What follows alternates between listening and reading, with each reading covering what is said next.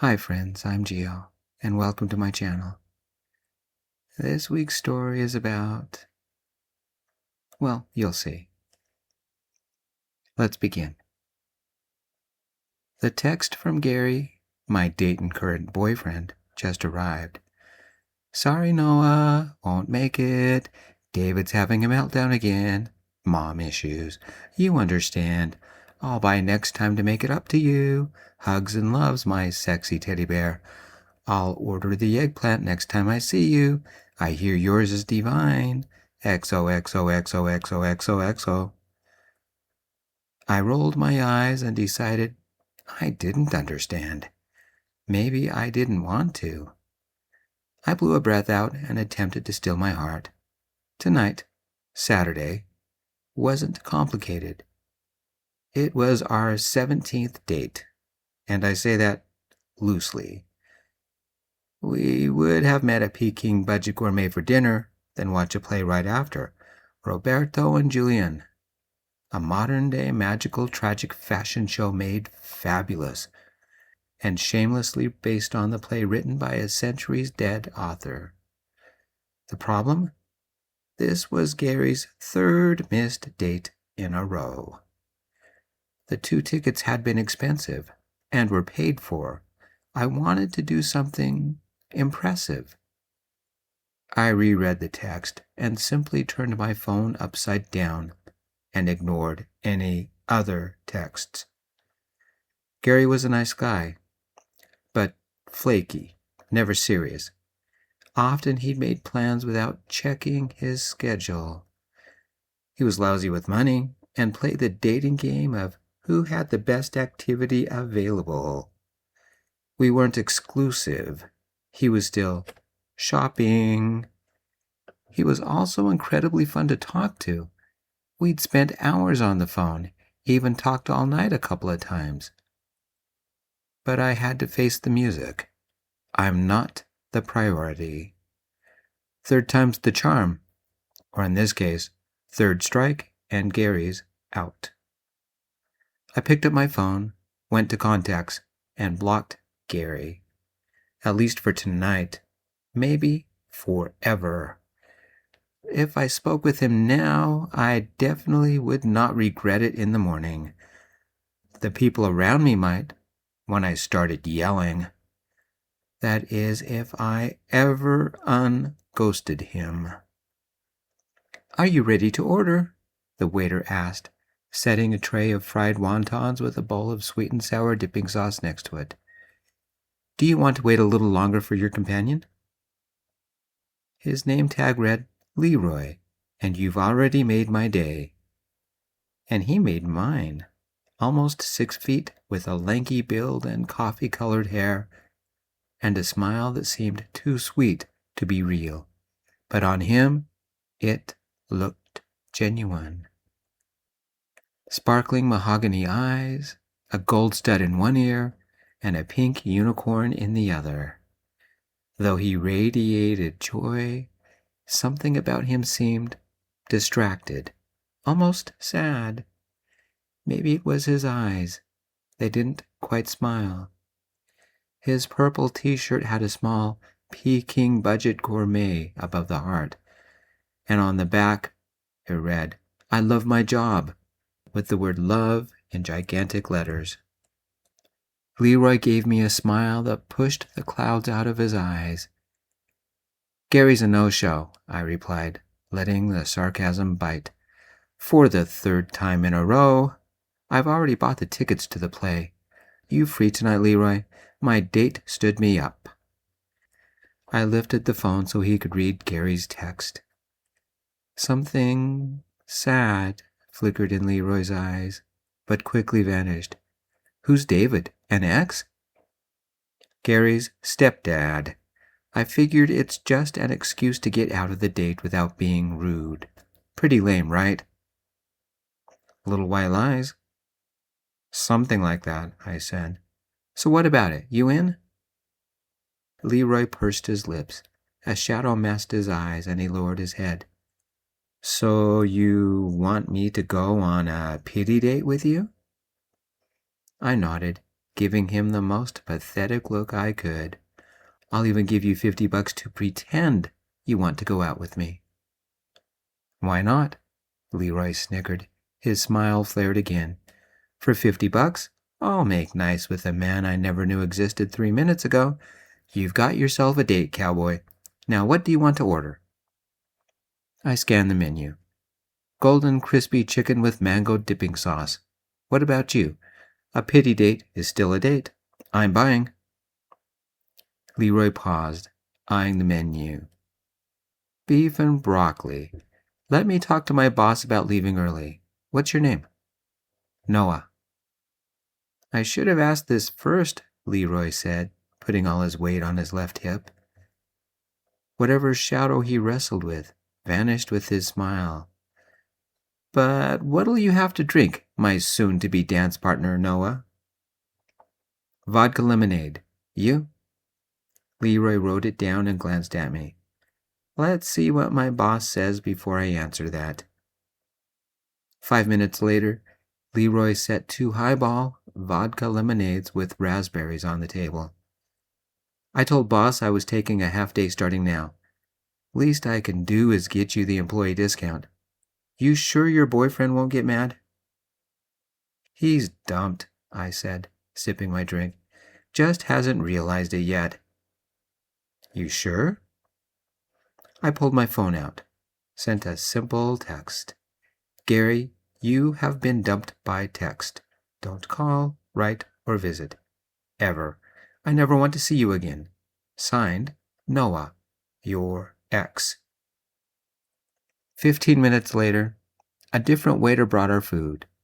I learned that Leroy was bi, the middle kid of 5, and his family was staunch Christmas Catholic. What's that? I asked. Leroy chuckled. They're only Catholic at Christmas.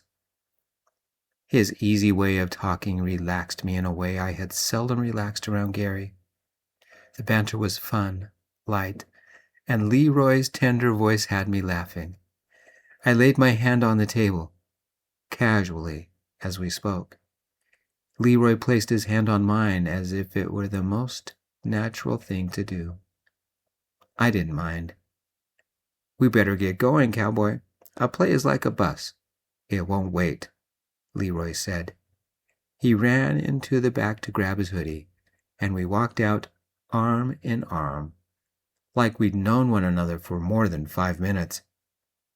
With a quick shrug, he slid the hoodie about his slight frame, fluffing the hood so it fell across his shoulders.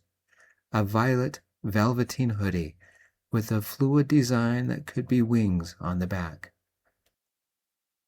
Light kissed his profile, highlighting the curve of his cheek and casting a warm glow across his smile.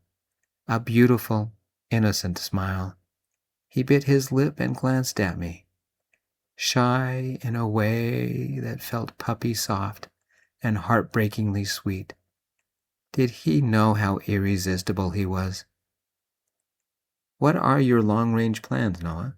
Leroy asked once we sat in my car and headed to the theater. It's dumb, and my folks say it's not very practical, I said. Lay it on me, Leroy answered, his hand holding mine. The way Leroy focused on me felt like I was the only other person in the car. Well, I was, but it was like I mattered. I want to find a spot on the coast and paint, I said. Oceans, lighthouses, quaint little towns, especially the skies, I said, pausing before I said more. Gary always thought it a ridiculous dream. They say Winston Churchill painted to relieve stress. He even wrote a book about it, painting as a pastime, and exhibited some of his work. Do you mean the Winston Churchill, the World War II guy? Leroy asked. Hard to believe, but yeah, he painted oceans and skies to stay sane. About 500 paintings.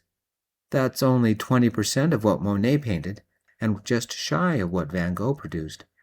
But they didn't have to deal with the war either. Leroy became silent. His grip tightened about my hand. his long, delicate fingers fragile compared to mine. His gaze pierced my soul, his voice soft, gentle. "There is something you are hiding, cowboy. You're painting to relieve stress. Why?" I stared out the front window, keeping my movements precise.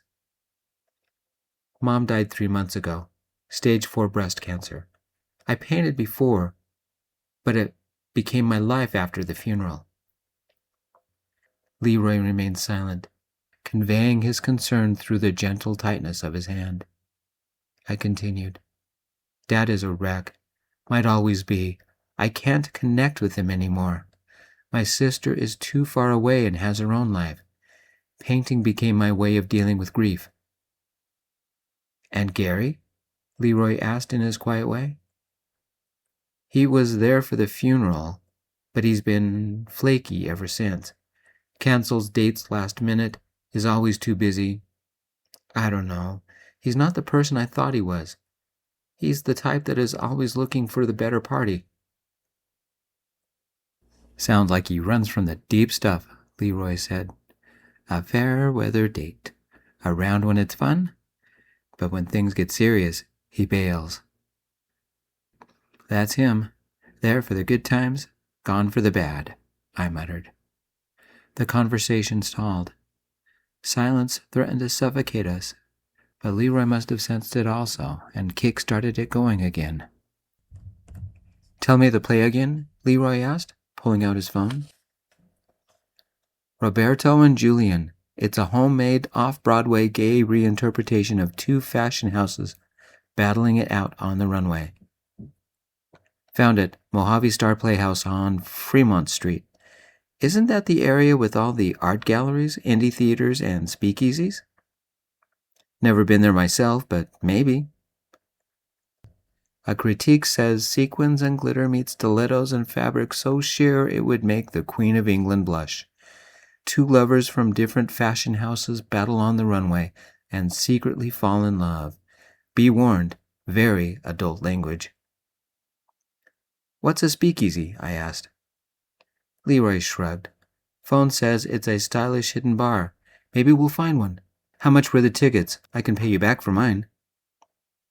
"You can pay for our second date," I replied with a half grin.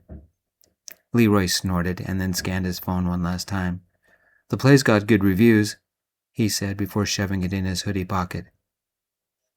We let Google guide us to a parking plaza on Fremont Street, and we walked through the artist section of Vegas. The Laramie Arts Modern Fiction Gallery was having a Saturday night open house. 12 people were in there, plus bottles of champagne and some kind of green hummus on crackers. I peeked in the window. Statues of stretched people painted in rainbow colors, pictures of rolling oceans that dripped out of their canvases, and a flock of silver seagulls spiraling around a disco light. "It's art, I think," I said. "Definitely avant-garde. Let's go in, boyfriend," Leroy said, winking at me and looping his arm into mine. "You're liking tonight," I replied. "Just earning my $50, Leroy said, snuggling into my arm like he owned it. "Now it looks like I'm enjoying myself." Our arms tangled together. Leroy sported the biggest grin. And me, I finally relaxed. It felt like this was our 10th date, not our first, like we'd known each other longer than an hour or 2. "Are you enjoying yourself?" I asked. He gave me a flirty grin and booped me on the nose with his finger. His voice had a playful lilt. "And this is what you get for only $50, cowboy. Does that make me a cheap laugh, or do you find me a dirty little buzzard?" His giggle trilled through my disappointment about Gary, and some desperate part of my soul lightened. I was enjoying myself. Since we were early for the play, we wandered into the art gallery and shared the champagne and looked at paintings, sketches, and ceramics. Some blurred the line between art and sculpture. Check this one out, Leroy said, standing in front of a painting made of ceramic parts. The intricate image depicted a 3D street in Italy, overhanging flowers, tiny people sipping espresso, and cobblestones you could almost feel. I pointed to a small background detail. Isn't that the cathedral dome in Florence? Leroy knelt to read the plaque beside the piece. Twilight over the Via dei Pecori in Florence. Created by Eddie Linden. Lives in Vegas. Attends UNLV. Married to Isaac Linden. You know them? I asked. Nope, but I like his work. That thing must weigh 100 pounds. How does it stay on the wall? 80 pounds, said a man approaching us. He wore a silver chain with a key on it. We used heavy-duty hardware drilled into the studs. I'm Isaac Linden, and my husband, Eddie, is the creator. Took him nearly 80 hours to design, sculpt, bake, and assemble the piece. Is he here? I asked. Talking with the gallery owner about showing more of his work, Isaac said. If you want to chat with him, we'll be at the Black Orchid Club later. Come on by. You think that's a real-life speakeasy? Leroy whispered, his voice slightly flaring. Let's go. I want to see what one is. It can be our secret place. He hugged my arm as if I were the most important person in the world, the velvet texture of his hoodie smooth against my skin. It was approaching curtain time. We wandered down Fremont to the Mojave Star Playhouse. It used to be a movie theater 30 or 40 years ago, and still has that vibe. A glowing marquee announced the play. Glass inserts held posters advertising Roberto and Julian. Glass double doors led into the atrium. It was a classic 1940s theater with giant buckets of decorative popcorn, old-school painted pin-up girls blowing kisses, and painted men in white sailor uniforms eyeing the girls. Dressed in top hat and tails, a drag king with a name tag the size of a license plate, H.R. Pomp, wore a handlebar mustache that could rival Cleveland's skyline. Tickets, please, he drawled. I showed him my phone and he twirled the end of his mustache. He ushered us past the red velvet ropes and through the gilded doors into the theater proper. Beyond lay a dim-stepped room with booths and tables. All chairs were covered in red leather. All the wood was teak. The floor was matte black, as was the ceiling. Wall sconces grudgingly blessed the room with a dim light. Waiters carried drinks from the bar to the tables. Several tables had sizzling pizzas, while a flickering LED candle danced in the center. H.R. Pomp led us to a table with a lesbian couple and handed us a menu. Leroy read the drink section and set the menu down. Only 4 drink options? The French 75, the Manhattan, the Sidecar, and the Champagne cocktail. Classics never age. We don't serve water, my darling chickadee, H.R. Pomp said. Ask me why. Don't do it, I whispered. Leroy looked at me with his large, innocent eyes and asked, Why don't you serve water, Mr. Pomp? Mr. Pomp twirled his mustache, and with a mischievous wink said, My dear, beautiful, but brainless boy, did you realize that fish do the nasty bang-bang jiggerata in it, and you're drinking the aftermath? Give me a nice, clean brew any time of the night or day, my little chickadee. Double proof, the kind that puts your average lumberjack under the table. You mean you won't drink it because fish do the... Leroy left the sentence hanging. Mr. Pomp pulled on his bright red suspenders. My beautiful chickadee, the Mojave Star is known for our high, respectable standards, sizzling, sexy, and saucy as they may be. My favorite beverage is the Sidecar. We'll take 2 sidecars, I interrupted. H.R. Pomp left. During the opening dance, while two men in glitter thongs freestyle danced to a techno light show. A waiter brought us our drinks. Sidecars, cocktail glasses with sugared rims and a garnish of twisted lemon. It tasted of sweet lemon brandy, something I'd never had before. "Look out, cowboy," Leroy smirked, saluting me with his sidecar. "We now have a drink to celebrate our first date." I saluted him with my sidecar. To us. To Gary for blowing his chance. I smirked. "I'll toast to that. Would it be too forward of me to suggest that you are much cuter than Gary?" "Maybe," Leroy said, sidling next to me. "But keep going." One of the women next to us glanced our way and whispered something to the other woman. They both nodded as a flurry of sparkles burst from the sparkly thongs of the dancers. I don't know what we applauded, but we did. H.R. Pomp took the stage. "Welcome, my little chickadees and chickadums, to the greatest show ever produced in Vegas." He took an obnoxiously loud breath and bellowed.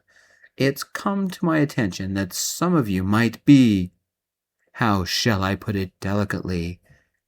This is your first time inside the Mojave Star." "Virgins!" someone yelled. H.R. Pomp placed a gloved hand against his lips in mock horror. "Surely no one here is a virgin. Not here. Are there any amongst us? Don't be shy, boys and girls." No one moved. Leroy and I glanced at each other, afraid to raise our hands. We didn't have to. One of the women at our table jumped up and pointed at us. "It's their first time here, and it's their first date. They're double virgins." The heat not only ran to my face, but became volcanic. Leroy snuggled into me. "Should we be afraid, love?" he whispered, his voice petal soft and sultry as honey. Before I could reply, H.R. Pomp marched off the stage holding a ridiculously large old-fashioned microphone and came straight to us. "Such rarity, such class! I knew it the moment you walked in. Stand up, you two. Time to face the Chattanooga Express. Help them, everybody. A round of applause." Everybody began clapping and yelling and cheering. We had no choice. I stood first, then helped Leroy stand. "What's your names, my little chickadees?" He placed the microphone between us. "I'm Noah." "I'm Leroy." "It's time to snap the condom on, boys, and claim your right to shine. Hold on to your garter belts. Everyone, give us the old nasty bang-bang jiggerata." The crowd chanted, "Nasty bang-bang jiggerata." It must be a regular thing because everyone shouted. H.R. Pomp placed his hands on his hips and stared at us. "Don't make us do all the work, boys. It's more fun together. One more time." We joined in with the chorus of "Nasty Bang Bang Jiggerata." Pomp leaned back, head facing the sky, and screamed, "Make me feel it." We screamed our lungs out, "Nasty Bang Bang Jiggerata." H.R. Pomp sighed. "You are no longer virgins." H.R. Pomp quietly said, "I hope it was as good for you, because it was for the rest of us. Kiss the groom, please." We must have been possessed by the fever. I dipped Leroy so low he giggled and planted one full force on his lips. He wrapped his arms about me, and wasn't shy either. It was as sloppy a saliva exchange as they come.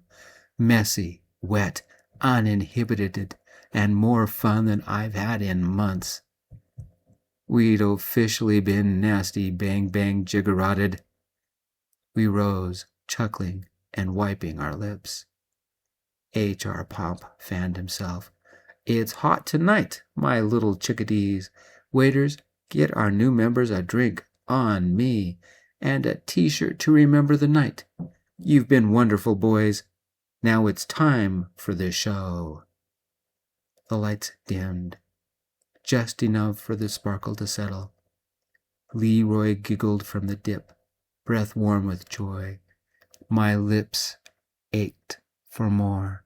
His hand rested on my chest, like it had always known the way. The waiter returned with 2 fresh sidecars and a pair of black t-shirts folded like origami swans. The back had, I want to do the nasty bang bang jiggerata with you. The front, Mojave Star Initiate. Leroy held up his shirt like a prize. We're official now. I nodded, still breathless, still smiling.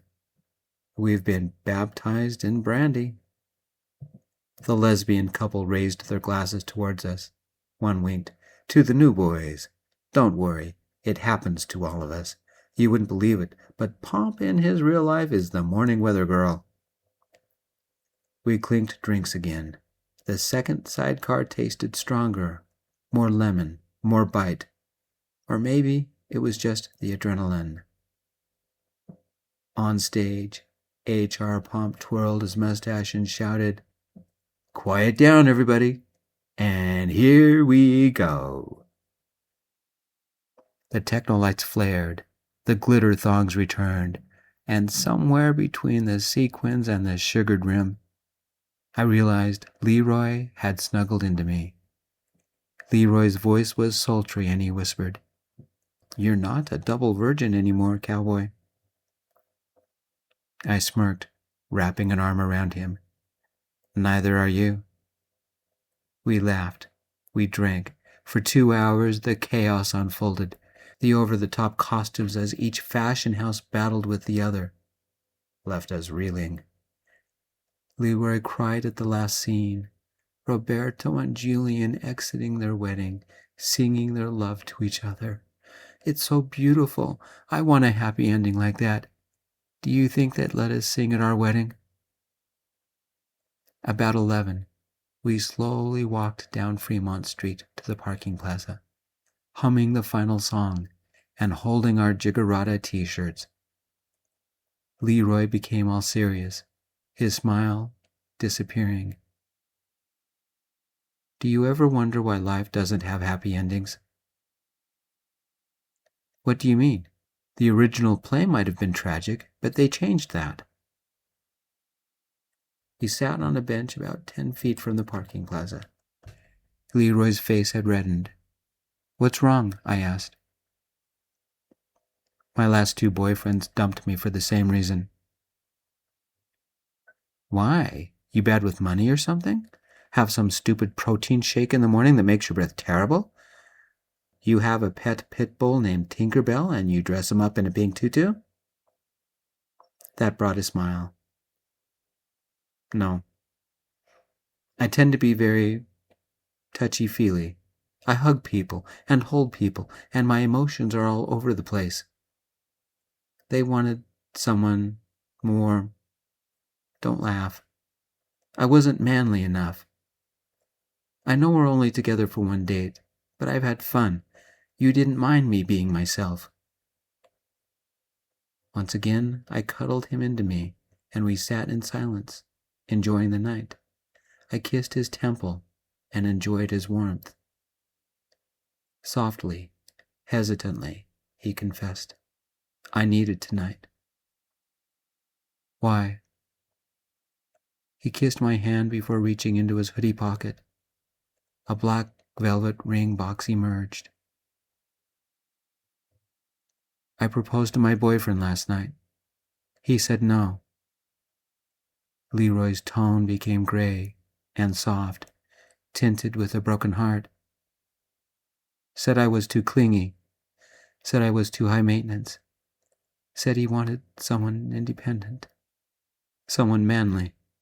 Whatever I thought we had ended. When I came home for lunch, his stuff was gone. I'm sorry, I whispered. Why did you go out with me then? He turned his face from me as if whispering a confession. Your smile. What are you talking about? I couldn't bear to go back to my empty apartment, and your smile made the world seem livable. I pulled him close, arm about his shoulders, and he snuggled into me. I didn't mean to dump on you. Sorry, he whispered. I shushed him. In time, Leroy pulled up the address for the Black Orchid Club. I don't want to be alone. Can we go? Once again, I leaned over and kissed his temple. The club wasn't that far, so we drove over. I've never gone to a bar with a famous artist, I said. Eddie Linden isn't widely known. Leroy read on his phone. His works take a long time to make, and he's only made 5. Says he works construction as a day job and is part of local artist Mackenzie Hatcher's crew. His husband, Isaac, is a student and an electrician. Eddie's works all involve ceramic scenes. He says they're like painting with puzzles, some with hundreds of pieces. We found a parking place just down from the Black Orchid Club. The jazz hit us first, loud and unapologetic, yet somehow taking a back seat to a saxophone trilling a mellow romance. Shadows cloaked the entrance. A black canopy stretched over the door and walkway, and a stylized orchid graced the heavy oak door. A bouncer with biceps the size of my head nodded as we approached and ushered us inside. Dim light, dark burgundy curtains, the scent of brandy and apricot hung in the air. Isaac spotted us first and waved us over. Eddie sat next to him, wearing a white tank, his black dress shirt draped over the back of his chair. Leroy held onto my arm, afraid to let go. We sat with him. This month's special is the Paradise Cocktail, Eddie said. Apricot brandy, gin, orange juice. How did you two meet? I asked, once the waitress brought us a couple of Paradise cocktails. Eddie leaned forward, arms resting on the table, and said, It sounds weird, but I used to date his sister. Isaac blushed. Turns out I kissed better. Way better, Isaac said, and then kissed his husband. We chatted for a few minutes before Isaac turned to Eddie. Let's go dancing. They don't have room. And that stops us why? They left, and then Leroy whispered, Can we? While the band played and the saxophone made the night magic, we danced, slow, subtle, sultry, his head on my shoulder, holding me with his slim hands and closing those bright, expressive eyes. He sighed, his body relaxing in my arms, the unicorn stud resting on my shoulder. Something awakened inside me, a protective instinct. Leroy seemed so fragile, so vulnerable. What others dismissed as clingy, he offered as love. The gentle touch, the clap on the back, casual contact, once common among friends, had become suspect in our digital evolution. But Leroy reached for it anyway, like a ritual. And I let him. His touch meant he trusted you. I lifted his chin so we could meet eye to eye. Instead of speaking, I traced his jaw with the softness of silk. Leroy shivered. That shy smile was all the answer I needed. In the middle of the impromptu dance floor, under the rain of the saxophone, I kissed him, a light kiss, like a rose petal sliding across his lips. My breath played gently on his skin. My hand caressed the curve of his back. He melted, his gasp a murmur of joy. We danced, his feet light, his body flowing with happiness. It was well after 1 o'clock when we left, tired but glowing in the afterglow of a magical night. The soft hum of tires on the road and the gentle sounds of Billie Eilish's Wildflower lulled Leroy to sleep. Afraid to wake him, and not knowing where he lived, I carried him into my apartment and laid him down, fully clothed, on my bed. I slipped off his shoes, pulled the covers up, and was about to leave when he stirred. "I don't want to be alone," he whispered. Whether from a dream or waking, I couldn't tell. I lay beside him, also fully clothed, and let my mind drift through the night's memories. He rolled into my warmth, his head resting on my shoulder, and we drifted together, content, comfortable, together. My last thought was how perfect this was. Sometime during the night, his hushed sobs woke me. I held him close, letting him cuddle into me until sleep reclaimed him. The gentle, fragile, innocent soul needed someone to protect him. The next morning, Sunday, we woke about the same time. I went to the kitchen to scramble some eggs and toss some waffles into the microwave. He had a quick shower and came to breakfast wearing my nasty Bang Bang Jiggerata t-shirt. He must be a medium because my shirt hung well below his waist. I finally checked my phone. 30 missed calls from an unknown number. Gary must have borrowed someone's phone. All variations of "I'm sorry" and "you don't understand." I deleted every single one of them without listening or reading most of them. "You feeling better?" I asked, setting my phone upside down so I could concentrate on Leroy. Leroy looked up, his hair flat and wet. "Last night was what I needed. Think we could do it again sometime?" "When's your next night off?" He pulled out his phone, frowning. "Tuesday." I leaned in, holding the spatula, and kissed his nose. "Tuesday at 6?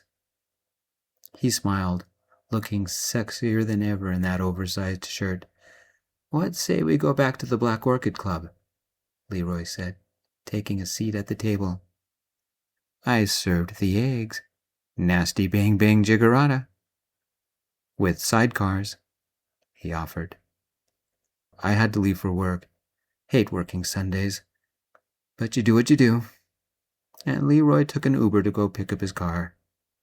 At work, I stared at the computer screen, and instead of looking at data, I remembered HR Pomp and Leroy curling into me. My phone buzzed. Another unknown number. A text from Gary. I never read it, but I blocked that number right before I deleted it. He'd get the idea eventually. Just in case, I went to Facebook and I updated my status to single and placed a picture of the Black Orchid Club. The caption? "Good thing G stood me up because I surrendered my double virginity to someone enchanting. Thanks to HR Pomp for bringing us together. Looking forward to many more nights like last night." My friends all liked it in minutes. Leroy must have seen it. An account I didn't recognize replied, "Thanks for last night," followed by a black heart emoji with an hibiscus and a cocktail glass behind. Symbols speak for, "Let's get a drink at the Black Orchid." I friended him immediately and replied with a string of kissing lips, wine glasses, a mustache, and a few hearts, followed by a "Tuesday." He responded with a green heart and a rocket blasting off. Was he giving the green light to our love blasting off, or simply saying yes? I never was very good with emoji speak. I sent back flowers and fireworks, a kiss, and a hug. I'm a data input tech at a credit card company. Pays good, hours are steady, benefits are nice. I was at my computer staring at drones of numbers when my boss showed up. She's middle-aged, been married 20 years, and somehow still in love with her husband. Lobby called up. "You got a delivery. I told them to bring it here." Her eyes sparkled, and her grin was straight out of Dr. Seuss. "What is it?" Something I don't think you've ever gotten before. Her phone was out, ready to record. So were several others. And he's wearing the weirdest t-shirt. I had to see this for myself.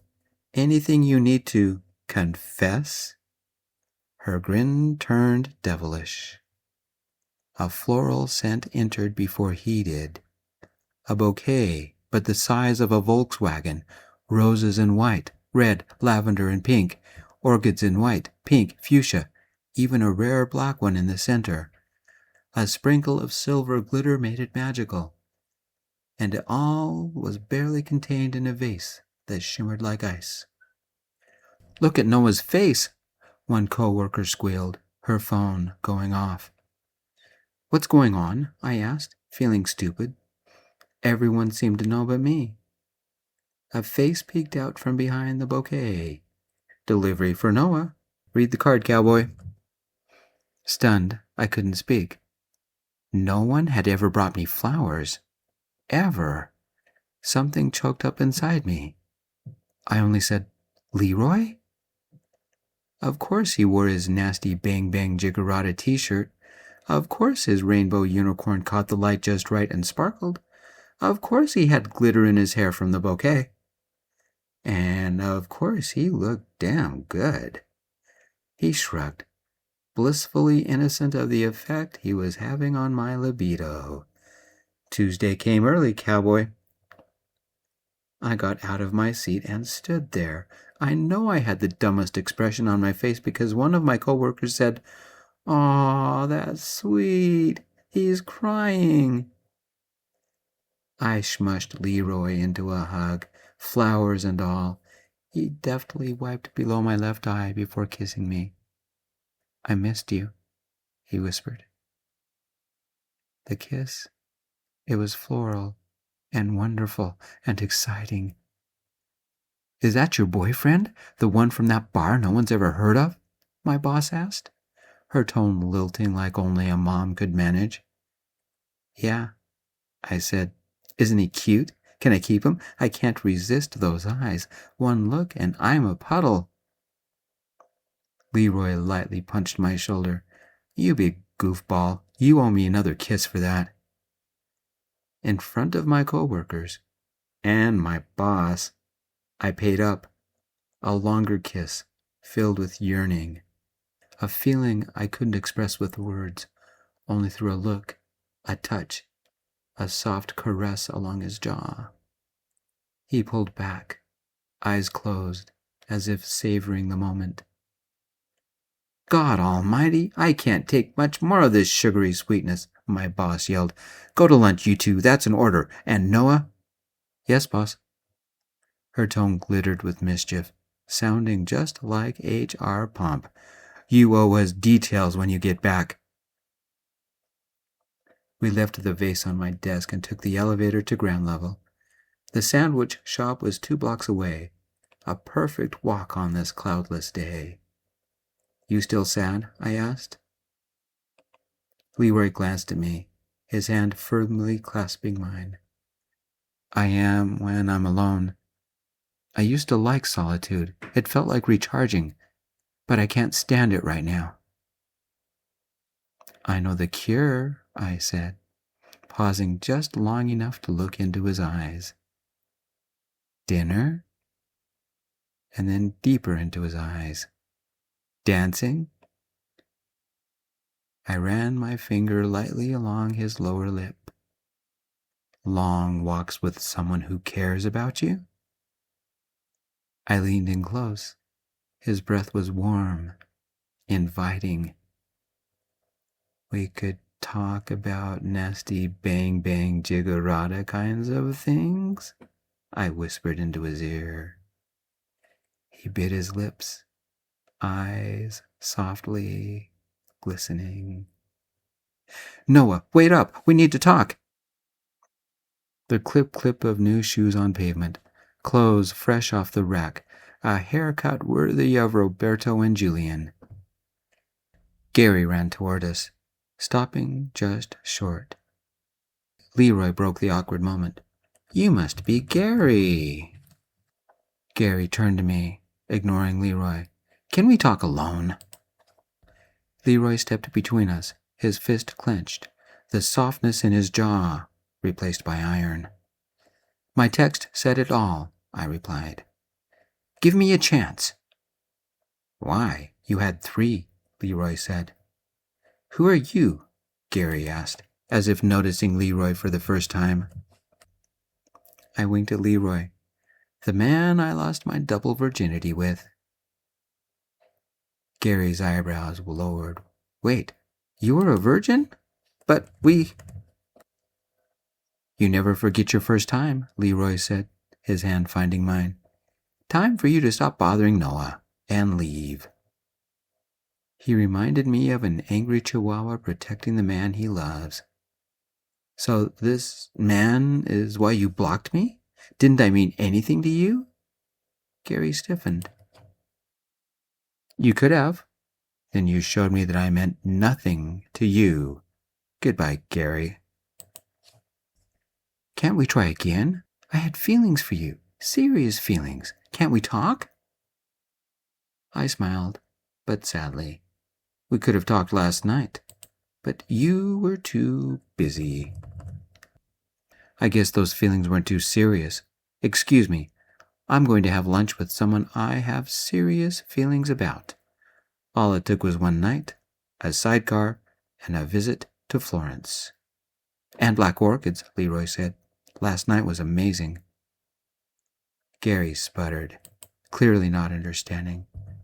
"But you've only just met him." Leroy snickered. "It's amazing what happens when you don't stand your date up. Say hello to David for us." "Bye." "But Noah," Gary whined. As Leroy and I walked to the diner, I let the silence answer for me. Once inside, Leroy asked, "You okay?" I kissed his nose and said, "When I'm with you, I'm not sad anymore."